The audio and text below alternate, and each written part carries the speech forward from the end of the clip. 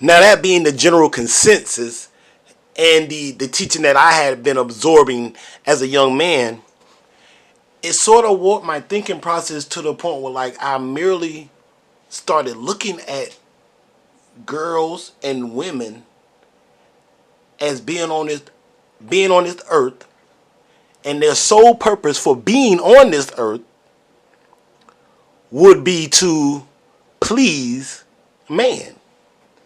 I actually did not have a young sense of knowing and understanding that women, you know what I mean, could actually think logically and contribute to society in a high level. I figured that in my mind that, you know what I mean, all the high thinkers of society, all the most prominent people of society ever reported, and all the movers and shakers of society, all of them really were men. And the women, yeah, they could contribute to society, but it was only in minor ways, you know.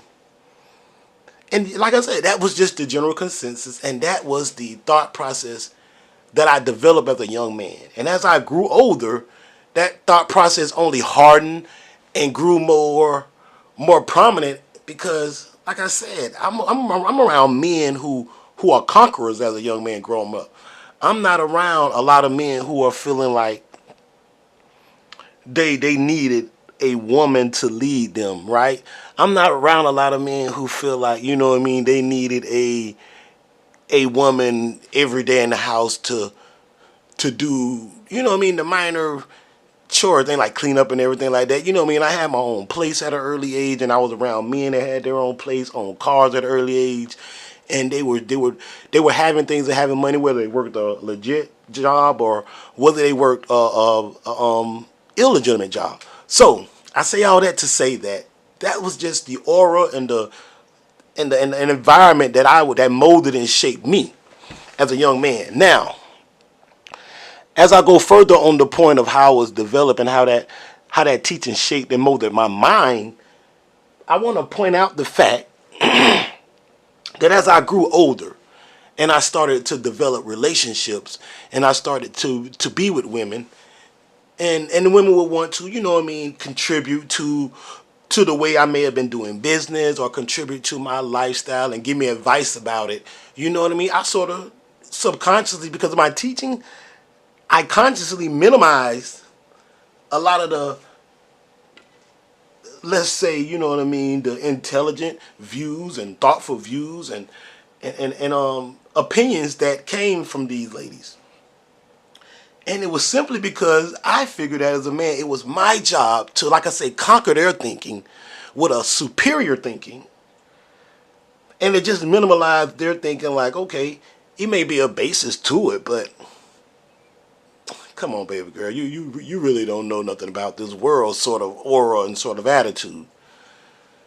And doing that, a lot of the successes I think that I did attain in my life, you know what I mean, they could have been more enriched by allowing, you know what I mean, this young lady to be a part of my life, and not just a sexually pleasing way, and not just looking at it as an object just to please my pleasure sensors, but as a human being having a journey and an honest experience on this globe, just as I was as a man, and that she was no less than I.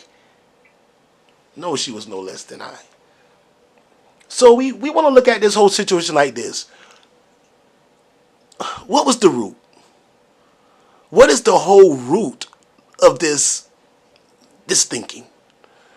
You know what I mean? Where did this whole thinking come from? Where did man convince himself that he was the superior being, and that a woman's brain, you know what I mean, even, you know what I mean, and I mean, let me go off on a small tangent here. Like, I've even heard the sentiment coming up and growing up, which I believe for a long time, that women are more emotional, right?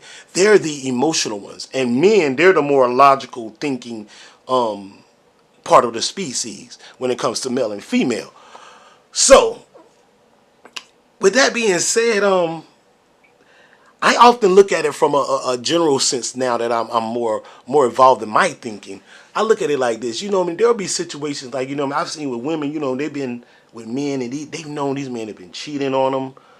These men have just been going out, doing some of the most reckless things, you know what I mean, not paying these women any attention, you know what I mean, having side women and just being dishonest with these women.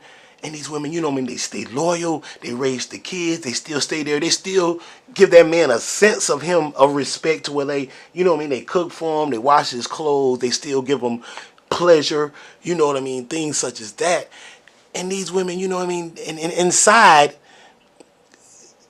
however, maybe they release it. You know how women are. They release it in their own way. They're very crafty, but they release it in their own way. But at the same time, they're logical enough to know that, you know what I mean, I'll hold this household together before I break my whole household apart, simply because he's out here being frivolous with his body.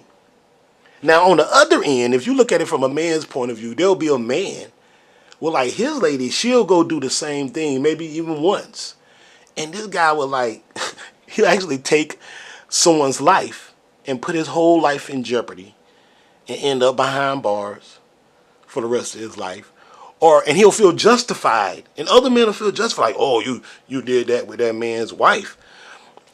But at the same time, we don't own anybody, right? We don't own anyone. And just the concepts that we portray lead me to that main topic of what I was going to say about what is the origin of all of this thinking. And I think I figured out the origin. And it comes from an origin story. Ha ha! A very, very popular origin story. And the origin story goes like this. There was this, you know what I mean, this gorgeous, just magnificent garden. And in that magnificent garden, there resided this gentleman. And that gentleman, you know what I mean, he was so in line with the ways of the entity that we all know and love and recognize as God. And that entity embraced that man. And that entity loved that man so much that entity provided that man with a counterpart, woman. And in that origin story, it was stated, you know, that woman actually was derived from the a part of that man's body. So as that man and that woman resided in this magnificent garden, the woman, the woman was perceived in this origin story as the one who took it upon herself to indulge in things God had instructed not to be indulged in. Now, all this time, the man had been following this instruction. But the woman,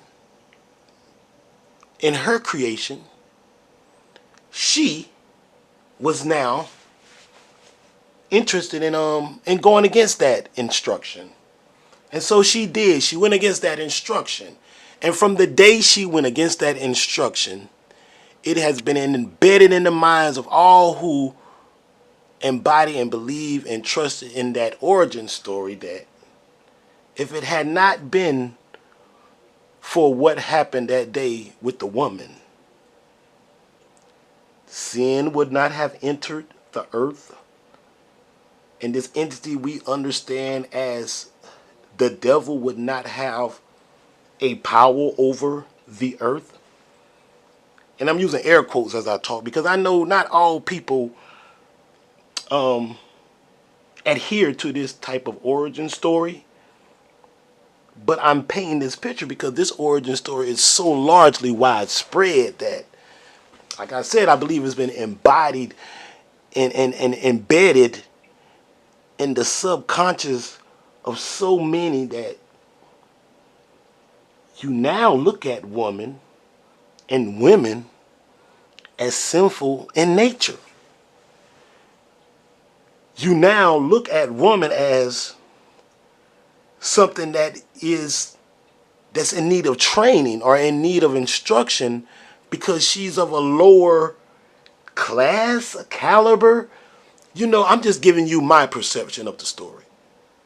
And the perception that a lot of people around me have expressed of the story. Because like I said, I've been raised around a lot of what you would call real hardened men. Yeah. So that origin story, I think, is where a lot of that seed has been planted in the minds of men, and even the perception of that entity that we do recognize as God. Even that entity in the minds of men has been made into a man.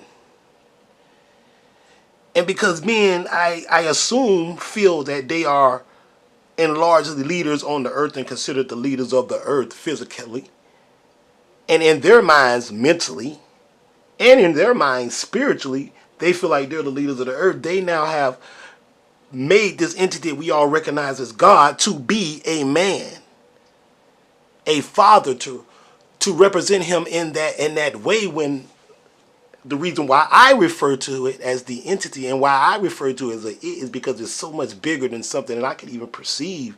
So I call it it, like with a wonder type, with a question marks behind it. Like, it is so big. It's I am, and it's like what it is. It's so magnificent. That spirit is so magnificent that it can't be. I can't put it in the box of a he or a she. So, like I said, man, that origin story, I believe, planted the seed for what we now experience in the subconscious of a lot of men, that women are second class citizens. And even the experience that women have gone through, from things of not being able to even have bank accounts at one time, not being able to vote at one time, not being able to really be into the workplace legitimately at one time.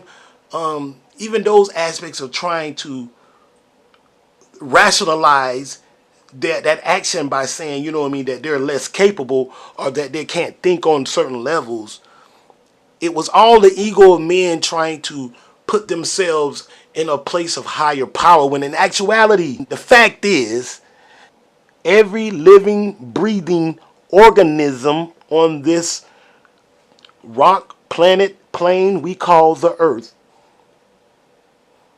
possesses the spirit of that entity we recognize as God.